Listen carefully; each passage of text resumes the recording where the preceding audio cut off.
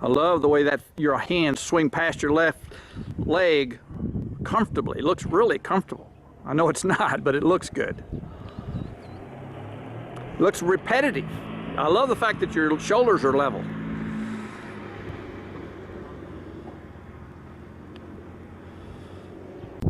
But I really like the way this looks.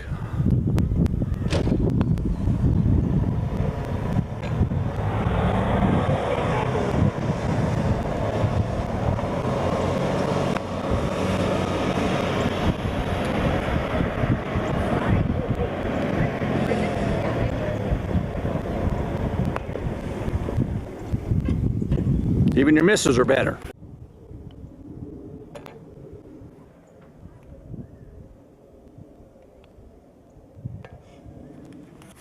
And you'll still miss putts. Putting's, you know, and we can miss these. We see the pros miss these, but I really like the technique. Then just trust the stroke. Almost listen for it to fall in. It's good. I love that waggle and shuffle. All right. With your putting stroke, we made a fairly major change, and that was I had you change how you held the club. So instead of having your split hand grip, you went left hand low. And I really like the way you swing the putter with that grip, and strongly encourage you to keep that for at least 30 days. But I think that's going to be your permanent grip and stroke. Very good. When you have a lot of green to work with, you don't need a lot of wrist. And with practice, you'll start matching up the result to the force. Now, if you hit a little fin like that, be suspicious that you didn't stay on your left side. Get that left shoulder on leaning against that wall. That gets you under the ball. That's rolling out right to the hole. So exaggerate this time. Really get, you know, almost uncomfortably to your left side. I got under it. With your chipping, we talked about a couple different things. One is that we focused on making sure that when you set up to the ball, you put more weight on your left side. And I use the image of feeling like your left shoulder is leaning against a wall. And I wanted you to be suspicious that when you hit behind the ball or hit it thin, that you probably didn't do that as well as you should. You want to hit the ball on the downswing. That's what allows your club to get under the ball. And the only way to hit that ball on the downswing is to make the low point of the arc in front of the ball.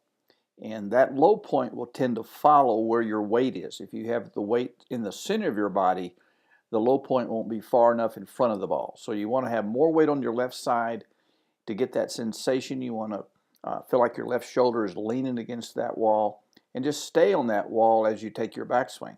The second thing we talked about was there are a lot of shots around the green that you will use your wrist more, and there are some shots around the green that you will use them less.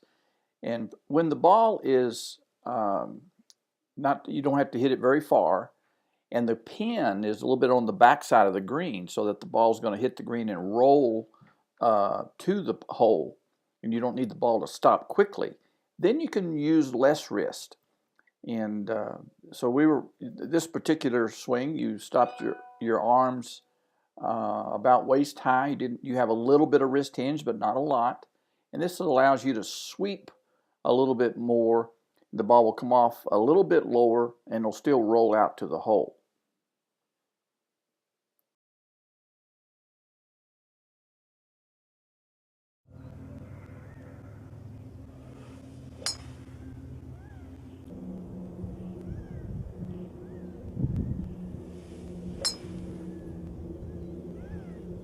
Swing and pose.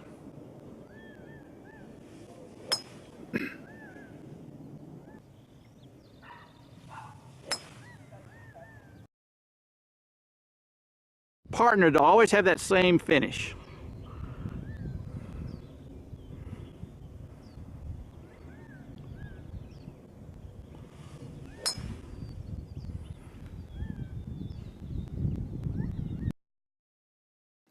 With the driver, I worked on a couple of different things. The first thing being having a more complete finish. This was one of the first swings you had during the session, want you to notice how you don't really finish that follow through as much as I would like. And this was your swing on tee box number 2 after we talked about having a more complete finish and to hold that finish. On the left was your tee shot on 1 without the complete finish, and on the right was the tee shot on 2. And you had a much better completed finish, getting your body to turn through the ball a little bit better, you're facing the target better, your hands are further back, the shaft of the club is further back, a much more complete swing. That's much better on the right. So practice that more, always swing and be able to hold your balance and hold that finish, and that will help you have a more consistent swing. Swing and pose.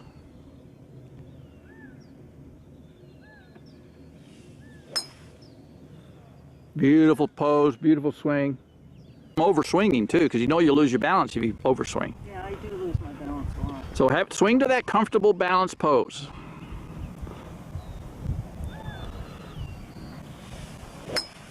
Good. Good. And good. And let it, there you go, just let it swish on around. So you're going to hinge and throw.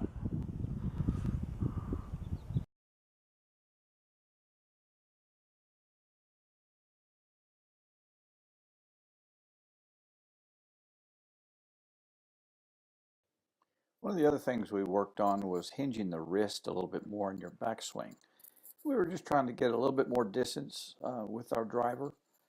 And on the left was your backswing before we made any changes. And that's the end of your backswing right there. When we started working on hinging the wrist more, we got our club a lot further back. So you can see you've loaded that club a little bit further back. So that club is going to have more time as it travels that longer distance before it arrives at the golf ball. And so as it's approaching the golf ball, it will be picking up speed. And because it's traveling a greater distance, it will have a greater speed at impact. You still have to hit it solid. And so when you take it further back, particularly when you're working on this new feeling, you may not hit it as solid, and that can cost you distance. But if you could become consistent with this backswing on the right and still hit the ball solid, you will hit the ball further. And you also, we can see how you turned your shoulders quite a bit more on the right. Attack that ball a little bit more confidence, almost pretend confidence if you don't have it. And don't curl that club. That's the key here. I don't want to see a good swing, but it was curled.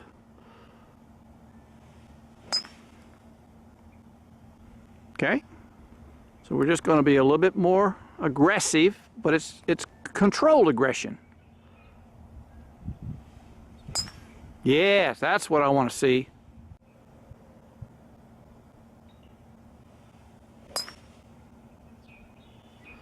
So we're working on identifying this new feeling of aggression. It's controlled.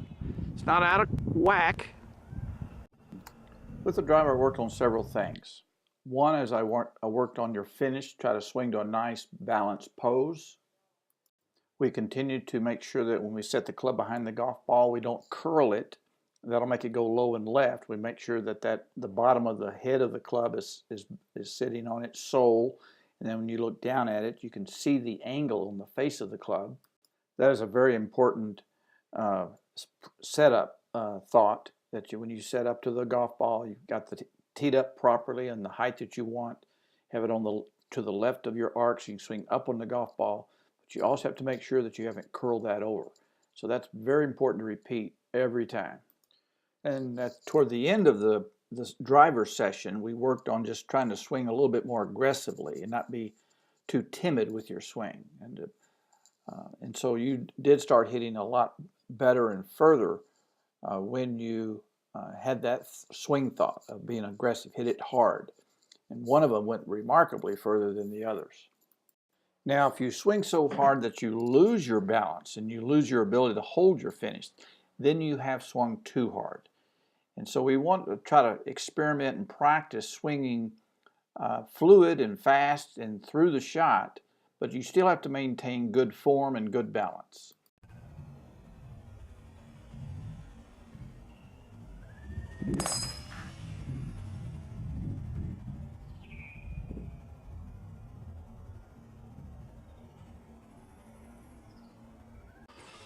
With your fairway shots, we worked on finding an intermediate target and making sure that you start your pre-shot routine from behind the ball, looking down the fairway, drawing an imaginary line from where you want the ball to start to your golf ball, and find something in front of your ball that's a foot, 2 feet away, 3 feet away, that's on that line. So you're trying to find some sort of a mark in front of your golf ball as your intermediate target to help you have the confidence that you've lined the club face up to your real target. You then walk up to the golf ball and set your club down behind the ball, aiming the face at your intermediate target. If your pre-shot routine included a practice swing, you would walk up to the ball, take your practice swing, and then place the head behind the golf ball.